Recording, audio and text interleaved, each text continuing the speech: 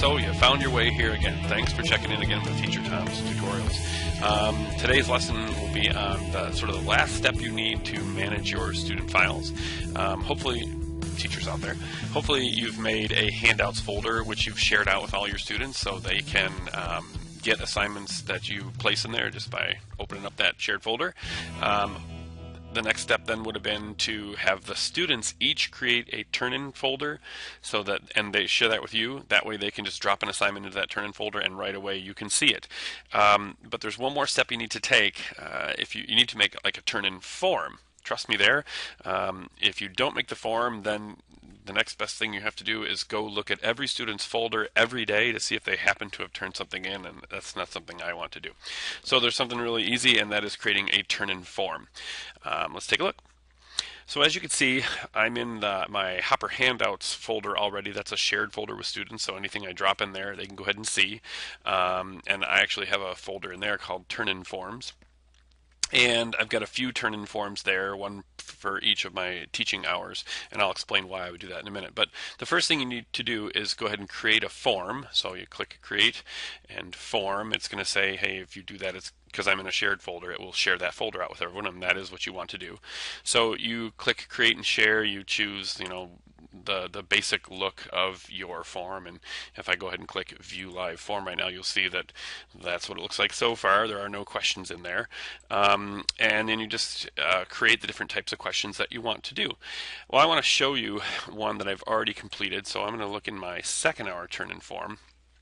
And I'm going to view the live form so I can show you this is what a student's going to look at when they go to use that turn-in form.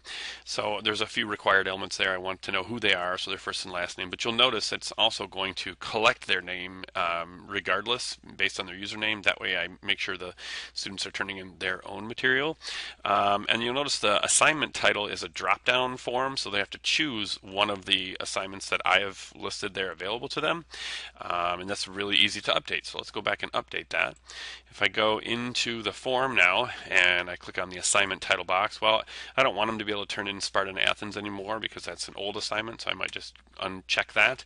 I can always add a new box if I want to. Let's say I want them to turn in, vocab part 2, and I just click done. There, I've added a new assignment for them to possibly choose, and you'll see if I view that live form, the assignment title, there we go, Sparta and Athens is gone and vocab 2 is there.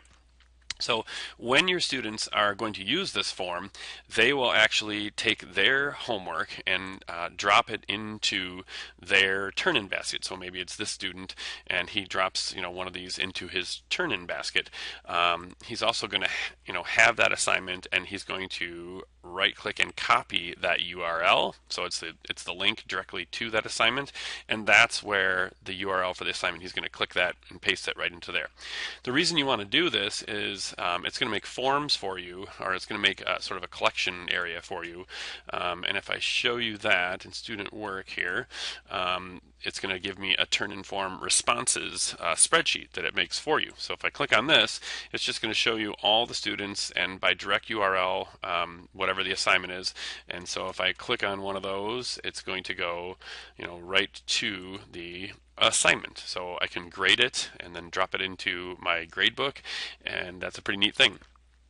You will notice, I'm going to zoom down here, while I was using this, I noticed a way that it kind of was a hassle for me. You'll notice I've got students from third hour, then fourth, then fifth, then third, then fourth, then second, and I found, bouncing back and forth between this and my gradebook, I figured it'd be easier if I had all my fifth hour turn-in stuff in one place and all my fourth and third and second and so on and so forth. So instead of having one general turn-in form for everybody, that's where I decided to make like turn-in forms for each individual hour. That way all my second hour stuff comes in one place, all my third hour stuff comes in one place, and it's really pretty cool how that works out. Anyway, once I'm done grading, if you click on the first one and zoom all the way down, I've already graded all of these.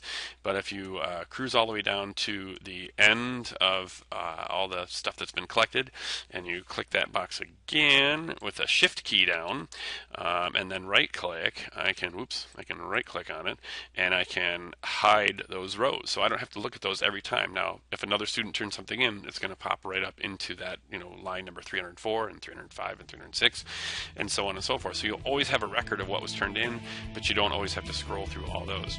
And that's about it. So make yourself, if you haven't done so already, make a team handout folder or just a personal one if you don't work on a teaching team. Give yourself a place to drop students' work. Have your students create turn-in folders for you, and then make that turn-in form, and your life is going to be 10 times easier. So thanks for checking in. Short one today, and pop back another time. Bye-bye.